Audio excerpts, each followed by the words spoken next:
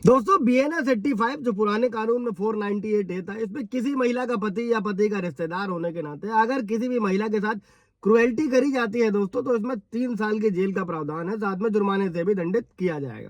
अब अभी है क्या दोस्तों कि जो धारा 498A है, जो BNS 85 है, अपने नेक इरादों के बावजूद इसका लगातार बड़े पैमाने पर 498A का दुरुपयोग किया जा रहा है। और इससे होता क्या है कि जो अभियुक्त है उनके परिवार वालों को अक्सर सामाजिक बहिष्कार और साथ में ही जो है मेंटल आघात का भी सामना करना पड़ता है। और इसी मिसयूज को देखते हुए कई सारे हाई कोर्ट के भी जजमेंट हैं, सुप्रीम कोर्ट के भी जजमेंट हैं दोस्तों, जिसमें जो भी पति हैं या उनके घर वालों के अधिकारों की रक्षा के लिए भी कई सारे गाइडलाइंस जारी करे गए हैं दोस्तों। और इसी में एक बहुत बड़ा जजमेंट है सुप्रीम कोर्ट का अनीश कुमार वर्सेस प्रीति गुप्ता के मामले में, इसमें यह फैसला दिया गया था। और आज इस जजमेंट से समझते हैं दोस्तों, अगर आपके ऊपर भी 498A या BNS 85 या घरेलू हिंसा का कोई मुकदमा किया गया है, तो आप कैसे ट्रीट कर सकते हैं और अपने केस को कैसे हैंडल कर सकते हैं। दोस्तों जय हिंद, नमस्कार, मैं एडवोकेट आशीष मिश्रा। लाइक कर दीजिएगा, शेयर कर दीजिएगा, सब्सक्राइब कर दीजिएगा, ताकि इन्फॉर्मेशन और लोगों को मिल जाए दोस्तों।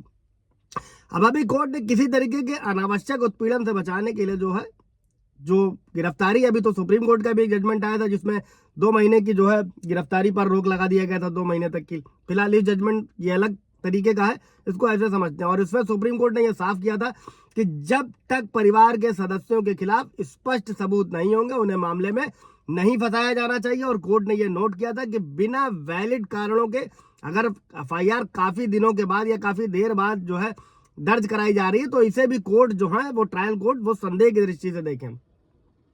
केस पूरा अचिन गुप्ता केस है दोस्तों, इसको समझ लेते हैं ताकि आपका भी कोई मैटर है तो उसे हैंडल कैसे करना है। अब अभी क्या केस में क्या था कि शादी कपल की 2008 में हुई थी और उनके रिश्ते खराब होते गए, विवाद बढ़ते गए, और 2021 में जो है पत्नी ने 498A के तहत FIR दर्ज कराई। दोस्तों पत्नी ने आरोप लगाया इस केस में FIR में कि उसके पति और उसके परिवार ने दहेज की मांग करी, उसके साथ क्रुएल्टी करी, और FIR में मानसिक और शारीरिक उत्पीड़न, दहेज की मांग और उसके पति और उसके परिवार के सदस्यों द्वारा जो है पत्नी को गलत तरीके से उसके सैलरी रोकना और कई सारे तमाम आरोप शामिल थे, जो आप लोग जानते हो कि ऐसे मुकदमों का सामना कर रहे हैं। तो अब पुलिस ने जांच में निष्कर्ष निकाला जो है केवल पति ही दोषी था, जबकि परिवार के जो अन्य सदस्य के खिलाफ आरोप लगाए गए थे वो बेसलेस थे। अब इसी मामले में दोस्तों CRPC की धारा 482 जो भी नए कानून में 528 के तहत FIR को रद्द करने की मांग के लिए हाई कोर्ट का दरवाजा खटखटाया गया दोस्तों।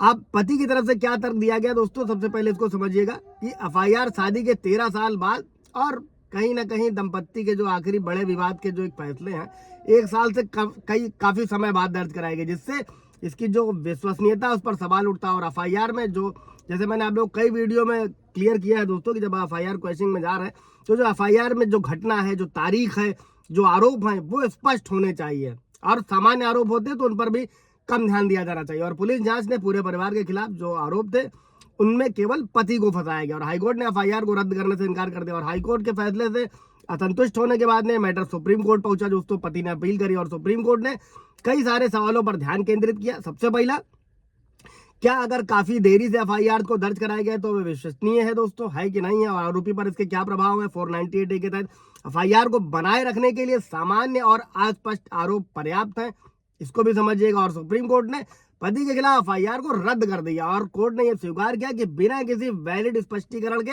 FIR दर्ज करने में काफी देरी से संकेत मिलता है कि पति द्वारा जो तलाक याचिका के जवाबी हमला हुआ क्या था, पति ने तलाक के लिए डाला, पति ने मुकदमा डाल दिया, आप लोग भी सुनते होंगे। और कोर्ट ने माना कि 498A के तहत जो FIR है उसमें हैपनिंग डेट, टाइम, ये सब मेंशन होना चाहिए। और सुप्रीम कोर्ट ने कहा कि या तो सबूत होने पर सभी परिवार के जो सदस्य हैं उनको फंसाया जाना चाहिए सबूत होने पर, अदरवाइज नहीं, सबूत नहीं है तो किसी को भी फंसाया नहीं जाना चाहिए केस में दोस्तों।